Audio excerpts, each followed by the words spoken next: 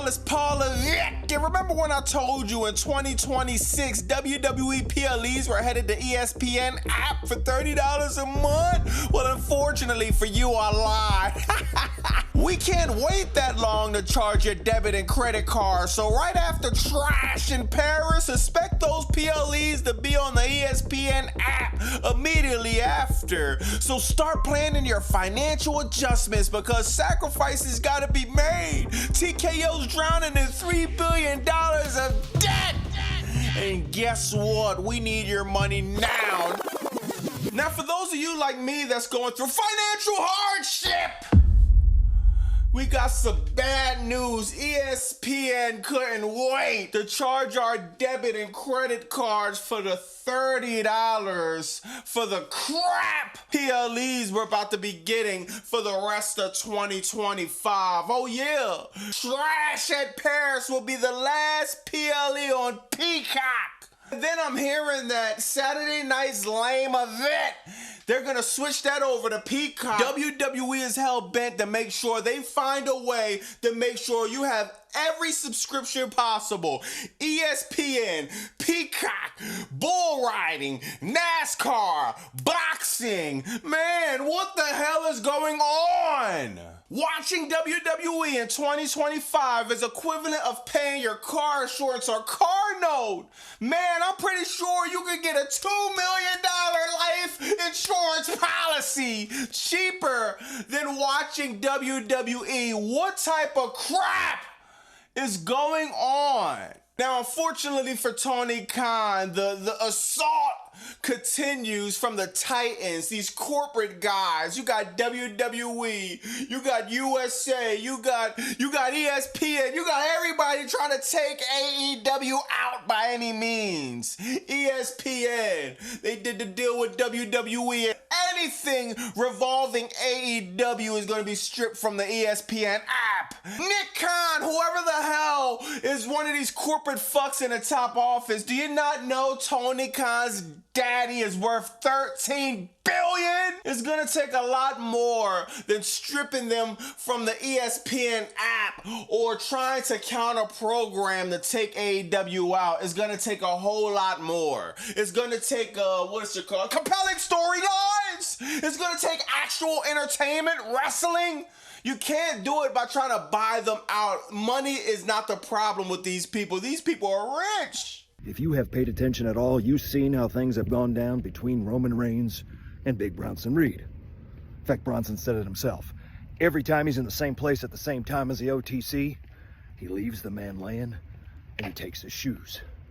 Where I'm from, that's disrespect. And we're gonna find out if that disrespect continues at Clash in Paris.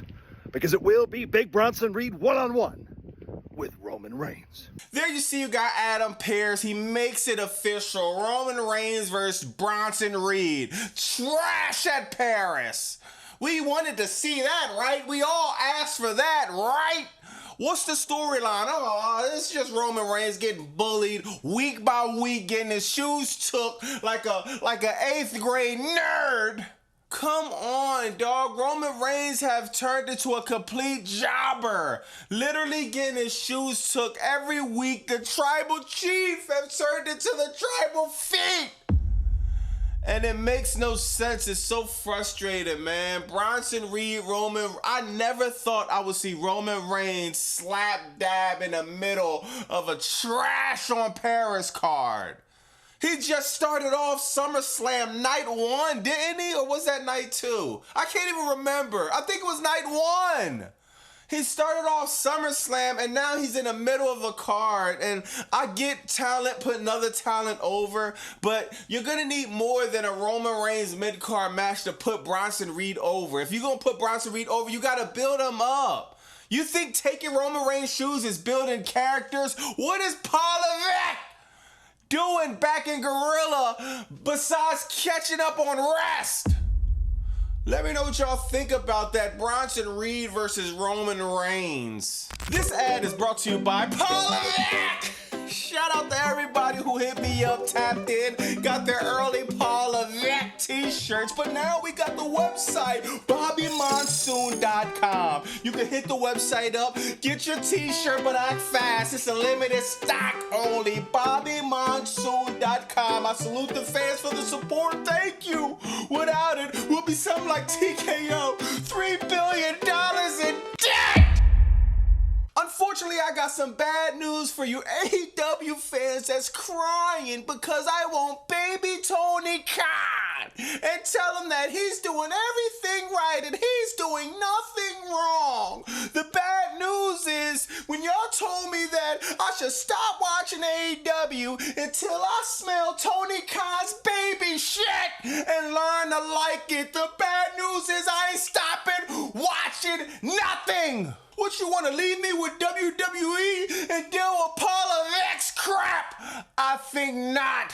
Me and the AEW fans, we go back and forth in the comments. We go back and forth in person. But man, we all agree on one thing. Tony Khan's booking in AEW is 100 times better than anything that's going on Crackdown and Raw on Netflix, whatever little shit and all the other crap going on there. We can at least agree with that. Comparing AEW Dynamite to Raw this week is simple. Raw this week, we started off with the Flower Boy, Seth Rollins. We started off with Paul Heyman introducing Evolution. Like we haven't seen these dudes put together nothing for the last few weeks that was compelling. This Dynamite right before Forbidden Door, off the bat, this felt like a go-home show. Man, the Glasgow crowd is electrifying. Will Ospreay comes out, cuts an emotional promo. Forbidden Door, steel cage match. Tony Khan said, man, we can't risk injury. We can't risk lawsuit. This gotta be unsanctioned. You know what I like about AEW right now? Tony Khan is not putting together the copy and paste template. Sure, I hate some of Tony Khan's booking, but one thing I can say about Tony Khan, the passion is there. It's at least he's putting together some brain cells to do something different. So, you know, you got Will Ospreay cutting a promo, then you got my man Jon Moxley, the Death Riders come out. That sets up a 6-man tag match, Jet Speed, Hiroshi Tanahashi, let me know if I butchered that name, I apologize, versus the Death Riders 6-man tag to start off AEW Dynamite. This crowd is hot. Let me know in the comments what y'all think. I want AEW go back to the bigger crowds. You see how live this crowd is? You see the energy this crowd has in Glasgow. I know they're overseas, so the energy is going to be more anyway, but still, man, I like these crowds better than the smaller crowds with like 20 people in them.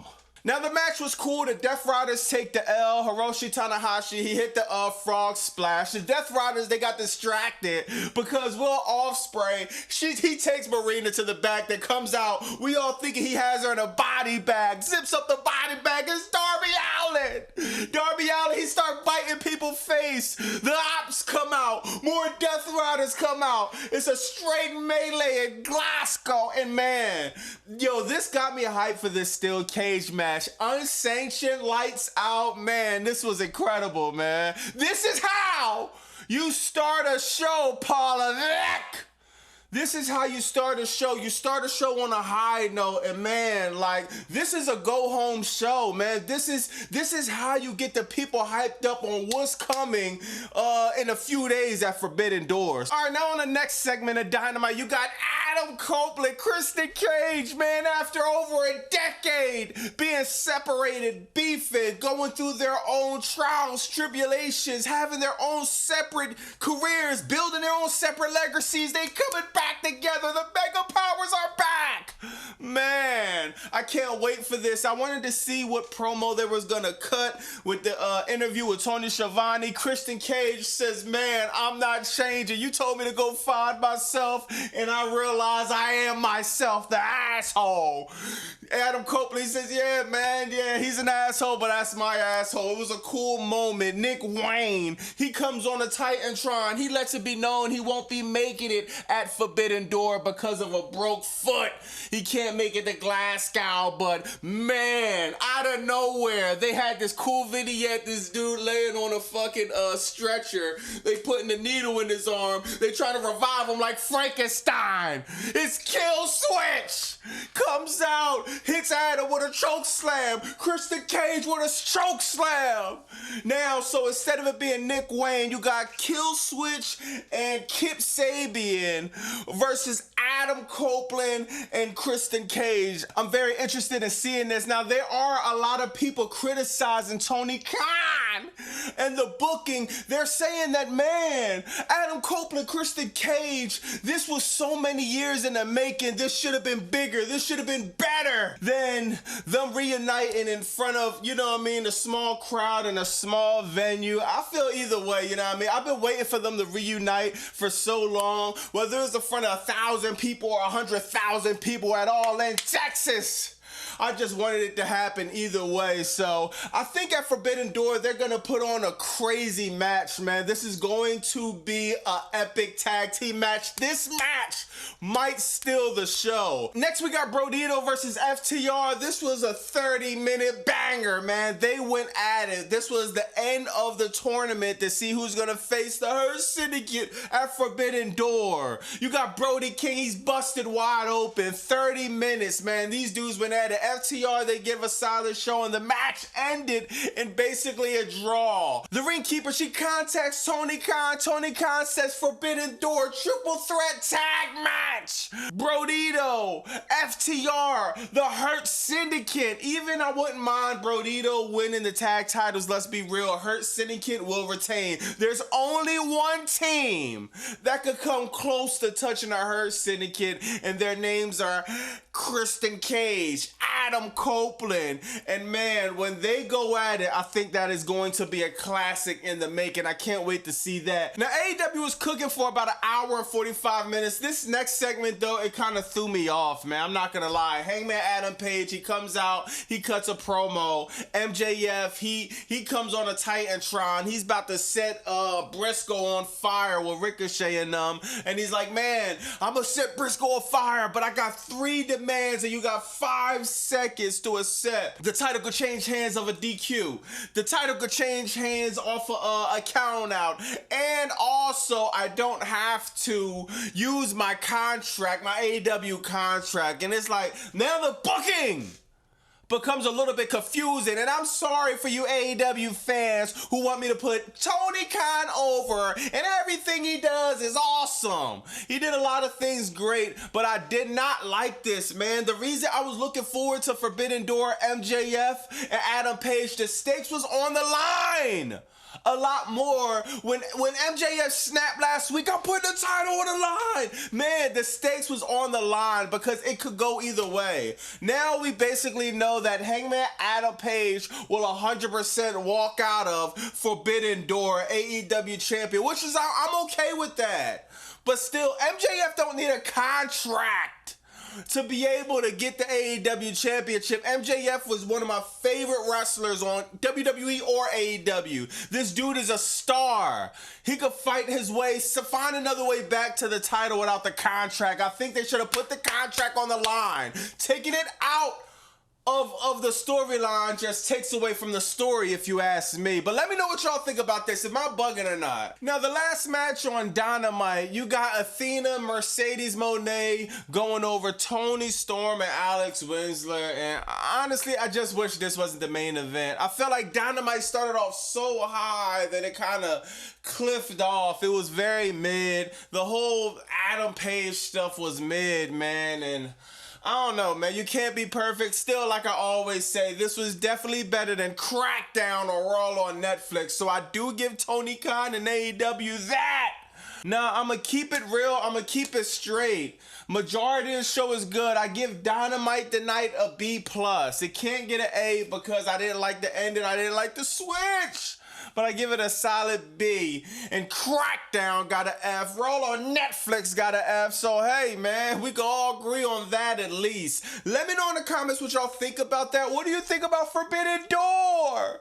We got some classic matches on the way of Forbidden Door. I think that steel cage unsanctioned match is going to be crazy. Even though I ain't like the stipulation with MJF and Hangman Adam Page, I still think that match is going to be a great match to end off. I think that's going to be a banger too. Hey, man, there's a lot of things that's coming on a Forbidden Door that's going to be interesting. You got Toni Storm versus Athena. What do y'all think? How do y'all think this is going to turn out, man? Let me know in the comments what y'all think. It's Bobby Monsoon 215. Like, comment, subscribe. Bow!